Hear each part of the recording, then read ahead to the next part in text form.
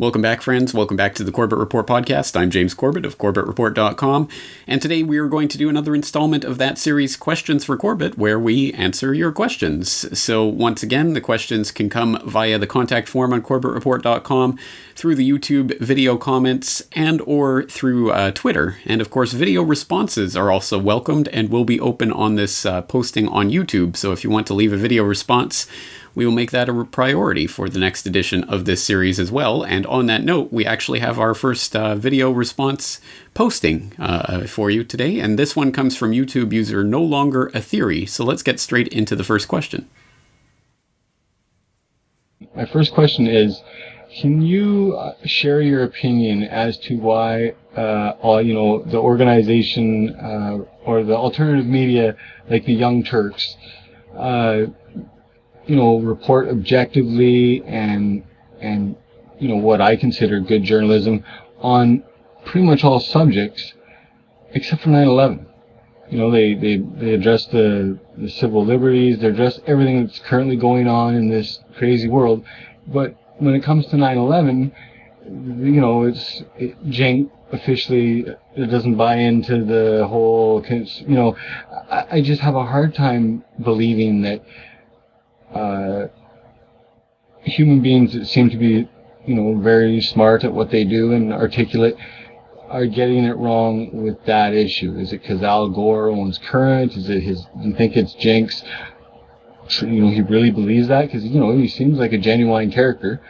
So if your take on that would be appreciated.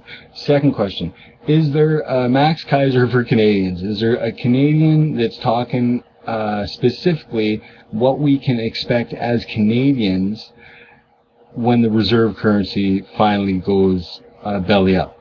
Because, you being Canadian, here in Alberta, it's oil and gas driven. Like, we live a life of privilege in Canada anyhow. But, when the reserve currency does die, or even your take on what we can specifically see here at Ground Zero. I obviously don't think we're going to go as bad as, or be as bad off as the States, or am I just ignorant, because it's the world reserve currency that, it's probably done like that for a reason. Anyhow, those are my two questions. If you have the time to get back to me, that'd be great. I learn a new word every time I watch one of your broadcasts. You are by far the most objective, fact-finding journalist I've come across anywhere. So thank you for everything you do. And congratulations on your new addition to your family. And take care, sir. Well, thank you for the video. Thank you for the questions. Thank you for taking the time to put that together. And thank you for the kind words. I'm blushing from ear to ear. But to get into your questions, first off, regarding the first part, regarding the Young Turks specifically, and Cenk Uygur and the crew there, I must admit that I'm not particularly a fan of what they do. They are way too partisan for my liking and very, very much stuck in the left-right paradigm, so that generally I don't even have to watch their videos to understand what they're going to say on any given subject, so I generally don't watch their videos. Other than the NDAA, their coverage of the NDAA I think was quite well done, and they actually were one of the few outlets out there that was pointing out just how terrible the NDAA 2012 was, and just how dire some of the clauses in there are regarding indefinite detention by military authorities. That they did a great job of exposing that for what it actually was. But other than that, I've never heard them talk about false flag terrorism. I've never heard them question anything about 9/11. I've never heard them talk about any of these types of subjects that I think go to the real core of the real political paradigm that, again, has nothing to do with the left-right Washington politics facade that they fixate on there. I think it's the same with a lot of the other pseudo-alternatives, Democracy Now!, etc. To the extent that they ever even broach the subject of something like false flag terrorism, it's only to talk about something that happened decades or centuries in the past They never want to talk about what's going on right now. They never want to examine current events and current geopolitics in the context of false flag terrorism, and they never want to broach 9/11 truth. So I think that goes to show that, at any rate, if we out there understand that the official 9/11 conspiracy theory is a fairy tale, then it's incumbent on us to spread that awareness and information, and not to wait or rely on any media outlet, whether alternative, mainstream, or something in between, to do that for us. So once again, just like in the last questions for Corbett, once again, let me reiterate, I'm not here to put anyone up on pedestals, worship leaders, follow any individuals, or to blindly praise or go along with whatever any particular outlet or media personality says.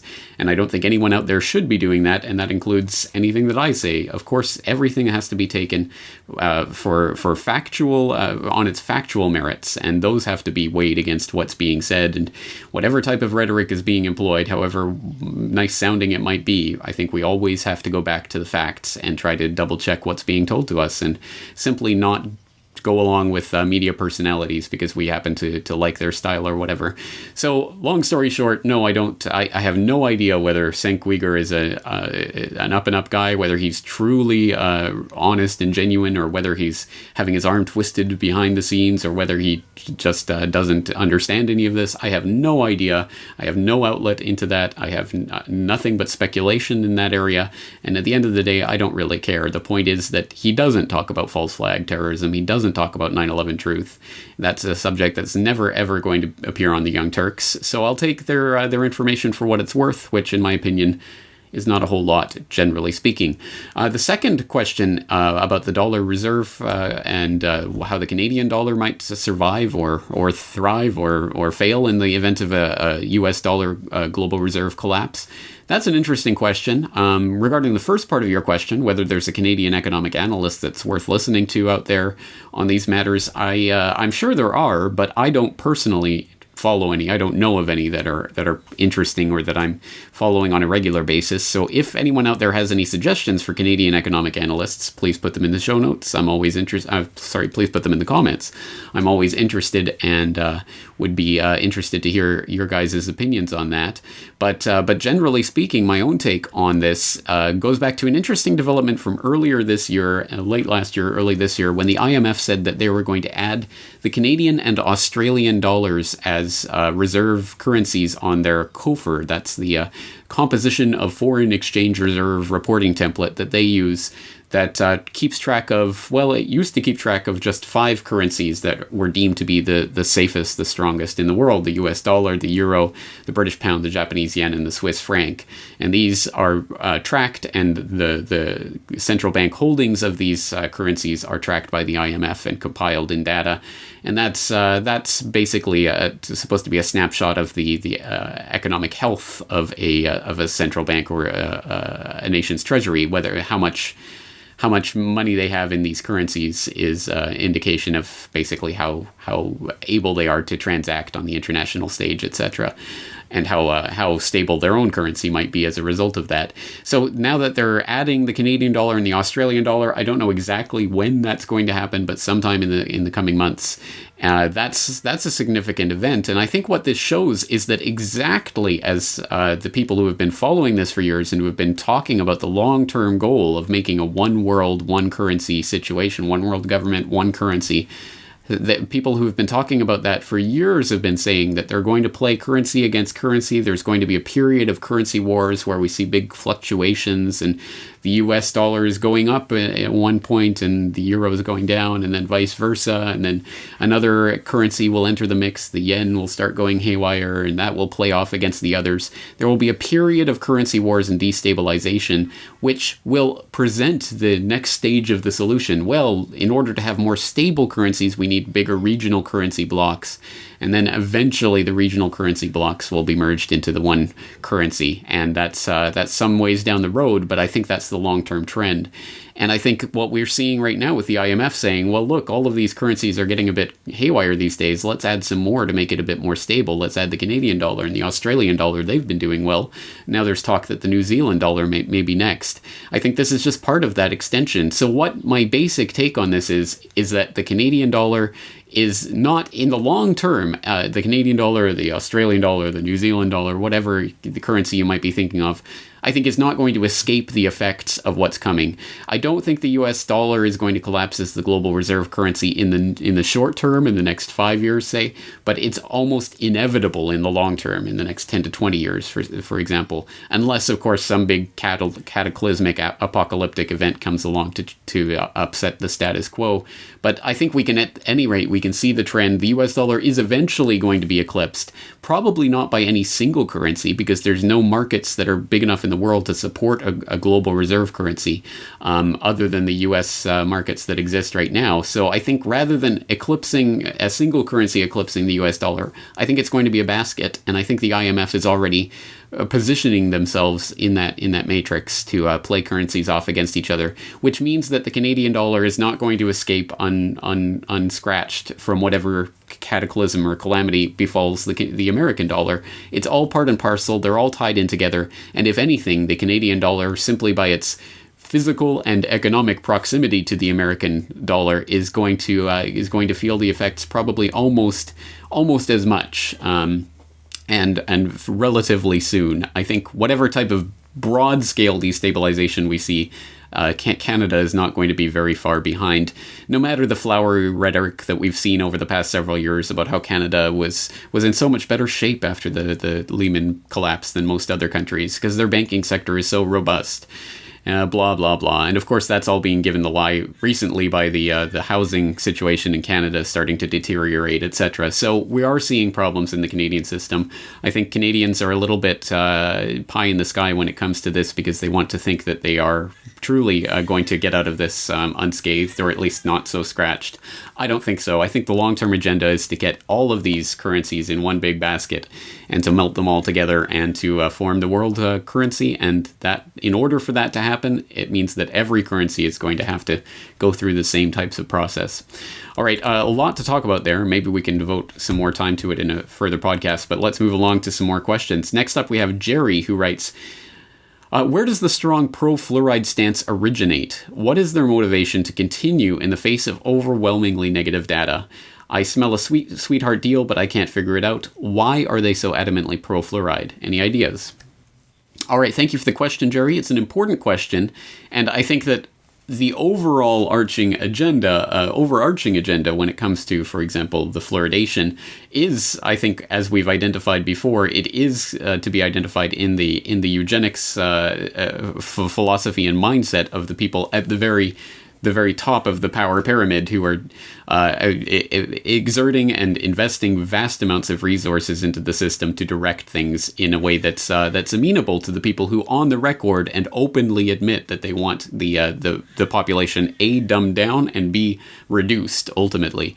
And again, this isn't speculation. This isn't something that's just that we're just thinking about in an abstract sense. If you go and read things like The Next Million Years by Charles Darwin Galton, etc., they talk openly about how they want to dumb down the masses and make males less aggressive and less dominant, and eventually to cull the population. So this is, again, all part of the admitted on-the-record agenda, and lo and behold, we have these chemicals that end up in the water supply, including fluoride, including the endocrine disruptors, including all of these other chemicals that are finding their way into the food and water, and even the printer ink on the receipts that we get from stores, and everything you can imagine.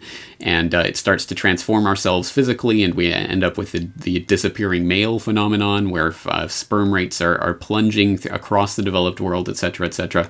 Again, I think there is an agenda behind this, and it can be identified with that eugenics philosophy. But when it gets down to the nuts and bolts of some of the individual players in this fight, I don't think everyone is a eugenicist who's rubbing their hands with glee, hoping to kill off vast swaths of the population. I think there are a lot of people who are involved in this for the monetary incentives. There are huge monetary incentives behind the fluoride industry as it's developed, and it's important to understand the roots of the fluoride industry, the fluoridation campaign, in for example, the aluminum industry, where the part of the toxic byproducts of the aluminum process was basically, well, if we can take this and we dump it in the river, it's polluting the river. But if we take this and we add it as an additive to the water supply, we can actually get paid for doing that. So that was an ingenious thing, and that's been laid out by some researchers in great detail before.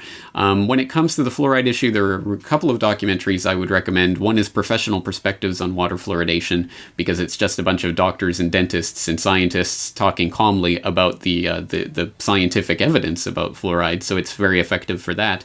Another one is called The Fluoride Deception. It's based on a book that was written by Christopher Bryson, who was a former BBC presenter, and he did a lot of good research into the origins of fluoridation in the United States and why and how that came together. And he put together a lot of this, including Edward Bernays' connection to this and how he helped to get fluoride normalized as part of the American water system. All of that research into the economic aspects of this, I think, equally important and have been fleshed out in great detail. So, of course, I will put the links in the show notes for this episode. If you're watching on YouTube, the show notes are, as always, just down in the comment, just below the video where it says show notes in MP3. Please click on the link there. I know every single podcast episode, there's someone who asks for the link to something that I've cited, and it's becoming kind of funny that I always have to reply links in the show notes, as always. So if other people see someone asking for links, you can always direct them to the show notes. All right, let's move along. We have an email in from Lydia, who writes, after seeing your video on how all our email can be accessed, wondering if you know of a more secure way of communicating electronically, or as I'm thinking, it's all caught by satellite and that's that, and is someone on our side working on a secure form of electronic communication? End quote. Okay, Lydia, good question. Very good question, and one that I get quite a lot from people. I've said this before many times, and I've talked about why this is, etc., etc. Basically, I believe online anonymity is a pipe dream. I really don't think that there's any way, ultimately, at the very root, to communicate in a way that wouldn't be snoopable in some manner. At least not while we're on the internet infrastructure as it's been created, obviously, by the DARPA, or what was known at the time as ARPA, the ARPANET, which became the internet. And as we know, they've got, at the very least since 1994 in the CALIA Act, they are literally snarfing up all of the data. They're splitting it off right there at the trunk every time, wherever it comes into the United States, and storing it wholesale. The NSA is storing all data communication that comes in. So even if it's encrypted, and even if the NSA can't break that encryption, at any rate, that data is stored, and presuming that they'll be able to crack it one day, it's still there and will be accessible to them. So I think we have to be very, very wary of claims of anonymity on the internet, because I just think it's a pipe dream. And my message is always that rather than making everybody scared and always, I can't write an email to anyone because they're going to look at everything I do. The point is that we are not the criminals. They are the criminals for snooping and spying on everything that we do. And we have to speak up even more vociferously and even more passionately on this issue of privacy before the public just zombifies away into this, well, I don't care. Why do I care if they read my emails, which is unfortunately becoming the standard response. So we have to step up our campaign, and we have to advocate even more forcefully. We have to write even more passionately in our personal emails, but also in our public correspondence as well, I think, on this issue. But specifically on the question of communicating more securely, someone has recently written in with an idea for using something called BitMessage, which works on a peer-to-peer type system, hence the Bitcoin type reference, BitMessage. And this is an encrypted message system that sends peer-to-peer communications, and it's decentralized and trustless. So basically, everyone on the network sends all the messages around, and it gets spread around that way, and they can be addressed specifically, they can be encrypted. There's supposedly the idea that outside agencies won't be able to spy on it and break into it. I don't put any faith in that kind of claim, but if you do, please go and take a look at BitMessage. At any rate, something like BitMessage working on a wireless mesh network, which we talked about in a previous edition of the Corbett Report podcast, could be a potential way to get around the censorship and the snooping and spying of the alphabet soup agencies. Another possible idea that's just being launched right now, as far as I know, startmail.com. As people know, I always urge people to use startpage.com instead instead of google.com to do your searches, because it is a search engine that at the very least claims that they do not record or track your IP address or what you search for. So again, just like anything on the internet, you have to take it at face value, or just put up your hands and say, well, you don't know. But they say, at any rate, that they don't track anything, and they are affiliated with the researcher whose name is going to escape me as I'm talking right now, which is unfortunate because she's Catherine Albrecht, of course. Catherine Albrecht, who's done some incredible research on RFIDs, etc. Many people probably know her from her own radio show, etc. So she's affiliated with StartPage.com. So if you trust her and what she's saying, then at any rate you can use StartPage like I do to do your searching. Now they have a mail service called Start Mail. They're in beta testing, or they're about to go into beta testing. So if you're interested in trying that out, or at least finding out more, I'll put the link to startmail.com in the show notes so that you can go and explore that at your leisure.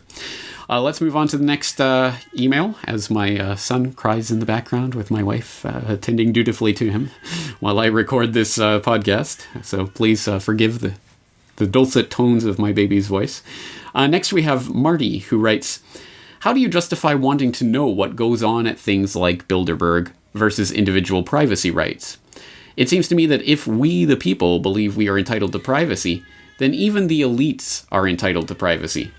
Should we all have to publish a guest list and an agenda when we have a few friends over for dinner? This is a serious question. I really wonder how we justify principles if we don't stand by them all, even the elites. Stand by them for all, even the elites. End quote. Thank you for the question, Marty. It's one that I have received from other people as well, so I have no doubt it's a serious question, and I have no doubt there are people out there who are struggling to understand this and where this is coming from. But I think there's a couple of flaws in the way that you've addressed that email that I want to point out, because it goes to the heart of the matter. So let's look at the analogy that is being employed here. If we have a dinner party with a few friends over, are we expected to publish an agenda or keep meeting minutes and to publish them and give press conferences about what we talked about? Of course not, because we have privacy and we don't want that infringed upon. So why should these people have to have that infringed upon? I mean, just because they're rich or whatever, that doesn't mean that we shouldn't all be protected by privacy rights, right?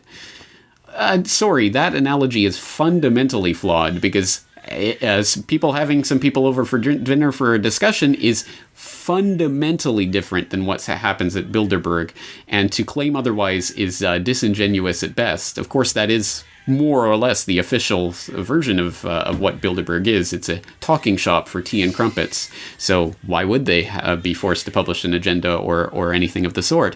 Well, first of all, I think the real point here is that they're not forced to publish anything. They're not forced to do anything, although maybe they should be because of some of the people who are in attendance, which we'll get into more later. But at any rate, if there was anything like Bilderberg with, say, 100 celebrities, 100 movie stars, 100 sports stars that were meeting in a secret location once a year, you can bet that the press would move heaven and hell. They would scale mountains. They would do whatever it took to get photos, to get interviews, to speculate on what was going on. They'd be 24/7 camped out outside with telephoto lenses, doing anything they could to break that story. And the point is that the Fourth Estate, the media, has not only utterly failed to do that, but has actively collaborated in the suppression of knowledge of the existence of this meeting, which again is not a tea and crumpets meeting. It is a meeting of not only some of the richest people in the world, and not only members of the royal families, but perhaps more importantly, people who are supposedly elected representatives, prime ministers, finance ministers, presidents, although of course they don't attend on the official guest list, but we know that Obama and Clinton attended back in 2008, although they don't admit that officially. Defense ministers, people in the World Bank, etc. People who, in many cases, have been elected to office to represent constituents who are traveling to Bilderberg, although not officially on company business, but for example, if you take a look at Tony Blair, he actually misled Parliament. That's the fancy technical correct term for lied to Parliament by saying that he hadn't attended Bilderberg, when in fact he was confronted by We Are Change in 2012 and admitted, yes, yeah, I attended in 1993 and it was a great time. It was a wonderful discussion we had, blah, blah, blah. So again, admitting openly that he lied to Parliament about it.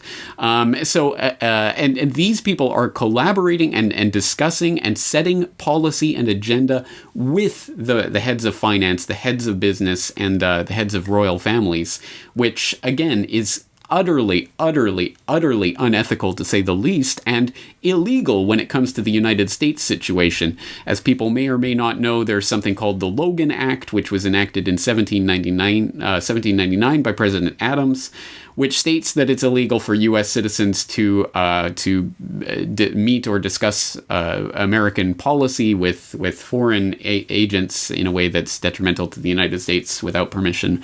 Blah blah blah. The point is that this statute is on the books, and it makes it actually illegal for people like Wolfenson and Petraeus and whoever else visits in whatever capacity connected with the U.S. government or U.S. citizens who are there discussing U.S. politics and U.S. policies with the other attendees. Again, the fact that they're discussing policies and setting agendas that are then implemented at national levels, again, is not subject to debate. That was admitted by the former Secretary General of NATO, Willy Claes, who last year gave an interview to a Belgian radio outlet in which he admitted that's exactly what happens at Bilderberg, that they have discussions, that they're given summaries of those discussions, and then they're expected to implement those policies in their local levels. So again, agendas are being set and policies are being discussed. This is not a tea and crumpets affair. This involves elected representatives who are meeting in secret and off the record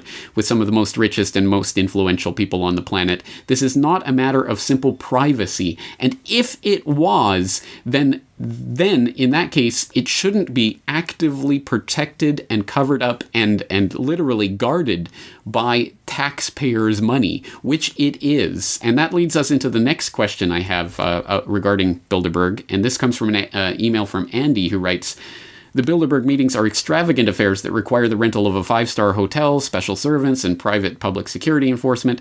Attendance is by invitation only and not by request from the participants. The question then arises, who foots the bill for this world-class extravaganza?" Well, there is an answer to that. The official answer of who officially pays for these meetings is that the Bilderberg Steering Committee consists of people from all of the various countries that make up the Bilderberg members.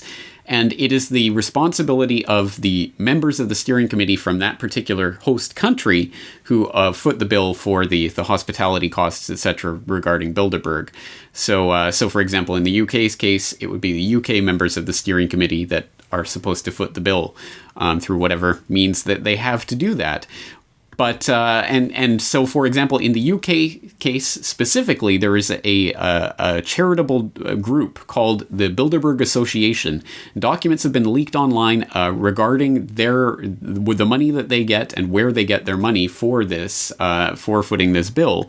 And I'll put the link in so you can go and download the document for yourself. And you can find that the Bilderberg Association back in 2008, which is the last time they actually reported who their donors are, received £50,000 each from Goldman Sachs and BP, and £23,000 of that were towards Bilderberg meetings. So the good old friends at Goldman Sachs and BP are helping to foot the bill in the UK case. But that is for the hospitality. That's for renting the hotel. That's for flying the guests in and all the amenities and services that they enjoy during this 4-day conference, 3-day conference, 4 days of frolicking in the sun, the English sun there in Watford.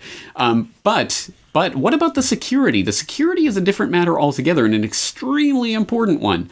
And let's just take a look at the Watford Observer, because, in fact, the mayor of Watford recently had something to say to the Prime Minister of the UK, David Cameron, about who is footing the bill for Bilderberg's security. In this article called Watford elected Mayor Dorothy Thornhill writes to Prime Minister David Cameron over Bilderberg Group concerns. It says, quote, "The elected mayor of Watford has written to the Prime Minister voicing concern about the potential impact the Bilderberg security operation will have on the country's police budget. Dorothy Thornhill penned a letter this week to David Cameron saying she found it galling that the Hertfordshire taxpayers could shoulder the cost of policing a meeting for some of the wealthiest people in the world." End quote. I'll let you go on, continue reading that, but yes, the security is being footed by the UK taxpayers. So again, this is not a dinner party with a few private guests to have a little private meeting. If I have a dinner party, I don't have armed security provided by the Japanese government holding people away, and I don't have members of the press actively collaborating and keeping this out of the press, and I don't have elected representatives meeting behind closed doors and off the record with billionaires and heads of royal family to set and enact global policy issues. This is not a little tea and crumpets affair. And once again, it surprises me to the extent to which people will go out of their way to make excuses for things which even the mayor of Watford and other people in similar positions have come out and said, this is not fair to the taxpayers, at the very, very least. So again, I don't think we should be making special rules for these people. If it's a private affair, then they can have their private meeting in their private little secluded place. But still, my gripe is with the media for not even attempting to report on it. And secondly, I think that when there are elected officials who are on the taxpayers' dime being protected from people outside, I think that it's absolutely their responsibility to be public and accountable for what they say in those situations. And again, I'm an anarchist, so I don't believe there should be government, and I don't think there should be anything of the sort. But as long as we do live in an elected representative democracy, then at the very least, then yes, the people who pay those bills do have the right to know what goes on behind those closed doors. That is not a privacy issue. All right, next we have another question about Bilderberg in from Chris, who writes, do you believe the Bilderbergers want us to know that we really are ruled? End quote. All right, thank you for the question, Chris. It's a good question. It's a common question. A lot of people have a question similar to this. I think that the way that I would put it is slightly different than that, because I think they would like us to believe that we are ruled, because again, no one is more enslaved than someone who believes themselves to be a slave. I know that the traditional formulation of that is no one is more enslaved than those who believe they are free, but if you truly believe that, oh, well, there's this power structure, there's the pyramid, there's the all-seeing eye at the top, and there's nothing the average person can do about it, it's just one big overarching monolithic conspiracy that controls everything, then you have already given up. I mean, in your heart, in your mind, in your soul, you have conceded the battle completely, because it's just impossible. There's nothing you can do, so you might as well just go and, I don't know, just curl up in a fetal position in the corner and suck your thumb until you die, basically. And so I think that they definitely want to purvey the idea that there is this complete 100% total control over everything that happens. Of course, there's different layers of propaganda for different stratas of society, and for the basic level that we find in the mainstream media, obviously they're going to say, oh, it's conspiracy theory, you believe in interstellar lizards, blah blah blah, and just try to deflect criticism that way. But for the people who escape that matrix and are looking for more, there's going to be that higher order propaganda that we control everything, nothing you can do will have any effect, resistance is futile. Where, of course, I don't believe that to be the case, or I wouldn't be here talking to you right now. So I have done an entire episode of my radio broadcast on this called The New World Order Does Not Control Everything, and I'd like to give you the Corbett Report radio number so you can go look that up, but I can't find it as I'm speaking here off the cuff. I'll put it in the show notes, of course, where I talk a little bit more about this and the fact that we can't just give in to the idea that they control everything, so we might as well just give up, because in that way that we actually lose. All right, we're already over 30 minutes here now, so I think we better start wrapping things up, but just a couple of questions before we go. First off, an email from Christopher, who writes, I'm trying to figure out if one of the books on your shelf is Thomas Aquinas' Selected Writings.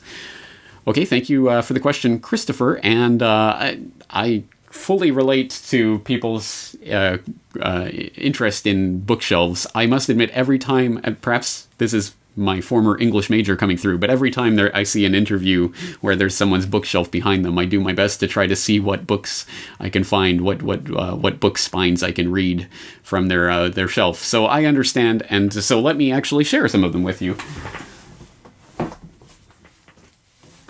Excuse me while I have some dead air getting some of the books. So some of the books I think are probably not surprising. Others are just random. There's a book called Representative Men of Japan that that I got from one of the schools that I worked at a few years ago, and it's just an interesting little book.